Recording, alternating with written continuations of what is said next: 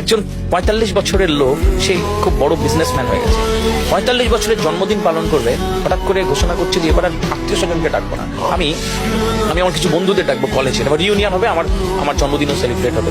ব্যাস, যেই ভাবা সেই কাজ, সবাইকে বন্ধুকে ফোন করতে লাগলো, শোন না অমুক দিন আমার জন্মদিন, আসিস, ইনভিটেশন। সবাই খুব খুশি, বলছে আসবো। ফোন করতে করতে এমন একজন মানুষের কাছে ফোন গেল, তার বন্ধু, যে সবচেয়ে গরিব মানুষ, ব্যবসায় লস খেয়েছে, চাকরি পায়নি এবং একদম দৈন্য দশা, মানে আর দাঁড়ানোর জায়গা নেই, এরকম একটা বন্ধুর কাছে যখন ফোন করো, ও বলছে শোন না আমাকে ছেড়ে দে, আমার এমনি অবস্থা খারাপ, যায় না, সব তো বন্ধুরা, ভালো লাগবে তো। তো বন্ধু বললো, অনেক রিকোয়েস্ট করেছে, ঠিক আছে আসবো। তো যাক, জন্মদিনের দিন পার্টি সেজে উঠেছে, বিভিন্ন স্টল, মিউজিক চলছে, দমাদম মিউজিক, দারুণ আয়োজন, সব স্যুট কোট ব্লেজার পরে দারুণ সব স্টাইলিশ লোকজন ঘুরে বেড়াচ্ছে। লোকটা বাড়ির তো আলমারি নেই, একটা আলনা থেকে একটা সুন্দর জামাটাই বের করেছে, কিন্তু বোঝা যাচ্ছে যে একটা মলিন জামা, মানে ওটা পরেও ভালো মানুষের বাড়ি যাওয়া যায় না। ওটা পরে যখন জন্মদিনের পার্টিতে ঢুকে সবাই দেখছে, নাকি বন্ধু আলাপ করে দিচ্ছ না, মনে নেই আমাদের ওই মধ্যে সবাই হ্যান্ডশেক করে, কিন্তু দূরত্ব একটু আছে আর কি, যেহেতু একটা বিরাট গ্যাপ আর কি।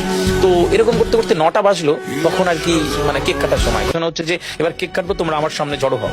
তো বন্ধু এবার হ্যাপি বার্থডে সেই সবাই একটা চিৎকার করলো এবং কেকটা কেটে দিল, এবং কেকটা এবার সবাই একটু খাওয়ানোর সময় যখন 3 নম্বর বন্ধুকে খাওয়াচ্ছে, তখন ও দেখতে পেল তার হাতের এই আঙুলে যে সোনার আংটিটা ছিল, আংটিটা নেই। যখন দেখলো আংটিটা নেই, তার আমার আংটি কোথায় গেল, আংটি কোথায় গেল, পুরো জন্মদিনের পার্টিতে একটা বিষণ্ণতা ছিল।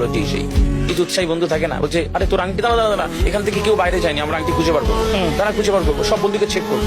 ট্রেনের বন্ধুরা বলছে শোন না, একটা একটু সোনার আংটি ছেড়ে দে, আর আমাদের বন্ধুরা বলছে না, এখানেই কেউ নিয়েছে, কেউ তো বাইরে যায়নি, তাহলে আংটি পাবো, সবার পকেট চেক করবো, সবার কাছে যাচ্ছে আর পকেট চেক করছে।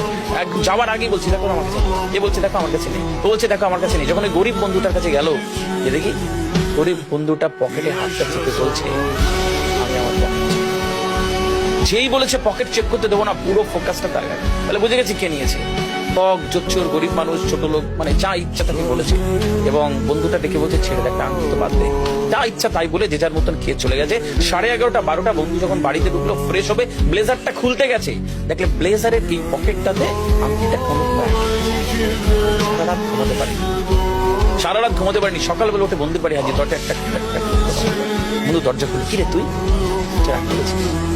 ছেড়ে দেয়, বলছে বললি না কেন, তোকে ঠক জোচ্চোর ছোট লোক কত তোকে খারাপ বলেছে, তুই এত অপবাদ নিয়ে বাড়ি চলে, আংটি তোমার পকেটে ছিল, তুই যখন আংটি নিসনি তখন পকেট চেক করতে দিলি না কেন।